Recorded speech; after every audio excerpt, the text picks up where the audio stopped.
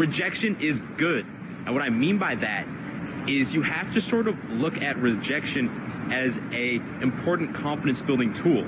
Like, most guys are so afraid of rejection that it keeps them from approaching and it prevents them from taking action. But if you make the mindset shift that it's actually a productive thing, because when you get rejected, you become more desensitized to rejection, then on one hand, you're going to be more likely to approach. And on the other hand, when you get rejected, you're not even going to care about it. So I hope that makes sense. Yeah, I generally Going on, bro? Welcome to the video. If I were to ask you right now, are you a confident person? Yes or no? What would your answer be? I think for most of us, we'd probably say, yeah, I think so, but it depends on like the exact circumstances, which is fair. I don't think anyone's confident 1000% of the time. But like, how easy would life be if you just always felt confident? You see a 10 out of 10 girl you want to talk to, but you're not sure what to say. She doesn't know if you're rich or if you have any status or not. Well, if you're confident in that moment, you're going to be all good, right? The conversation is going to go well. Versus if you don't have confidence in that moment, it doesn't matter if you're an extremely wealthy dude. Well, you're probably not even going to make the approach if you don't feel confident. And if you do, let's be honest, you're going to give that girl the ick. It's going to be an awkward conversation. Like, just from having confidence alone. Confidence isn't real, you've been lied to. What they call confidence is just the result of years of validation, or the lack of it.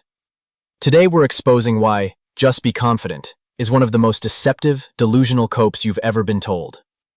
Welcome back to the channel. In today's episode, we're diving into the myth of confidence. This is the first video in a series where I break down the most common copes that are fed to you by society, pop psychology, and influencers who don't understand the real world. This isn't about spreading negativity. It's about facing reality and learning how to genuinely grow. Let's get into it. Let's start with the big lie, just be confident. Sounds simple, right? But here's the truth. Confidence is not something you can just summon out of nowhere. It's not a switch you can flip. It's the outcome of a lifetime of validation. Think about it.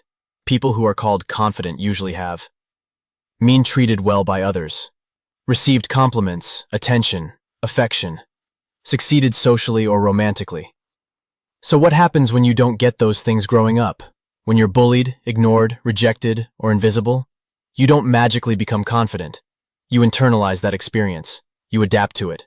Confidence isn't missing. It was never built in the first place. How your experiences shape you by age 25. By the time you're 25, your mind and personality have been molded by your experiences. Were you the kid who was admired or the kid who was avoided?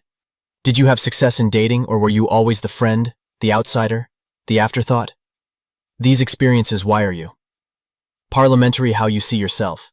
They form your baseline expectations. Narrowly your risk tolerance in social situations. So if you're not confident now, it's because your life has taught you to not be. And that's not your fault, it's your reality. The advice to just be confident is not only misleading, it's dangerous. It shifts the blame onto you, as if your lack of confidence is the root of your problems, not the result of them. Worse, it gaslights people. You tell someone who's never been validated to just feel good about themselves. You tell someone who's never been loved to just act like they're worthy. That's not motivation, that's emotional manipulation. It sets you up to fail and blame yourself for outcomes you never had a fair chance at. Be genuine, not confident. Here's the better path. Forget confidence, be genuine. Genuine people don't need to act. They accept their reality, but they don't stay stuck in it. Start working on things that can actually create you a better life with the current cards you have over time. Time, improve your physical appearance. Exercise, grooming, styling looks. Max, stat or skill set. Learn something, get good at it. Should be real with people. Speak truthfully, even if your voice shakes. Confidence is what comes after you level up, not before. So, no, you're not broken for not feeling confident. You're reacting to the life you've lived so far. But that life can change, and so can you, if you implement the cards the right way. Forget fake confidence.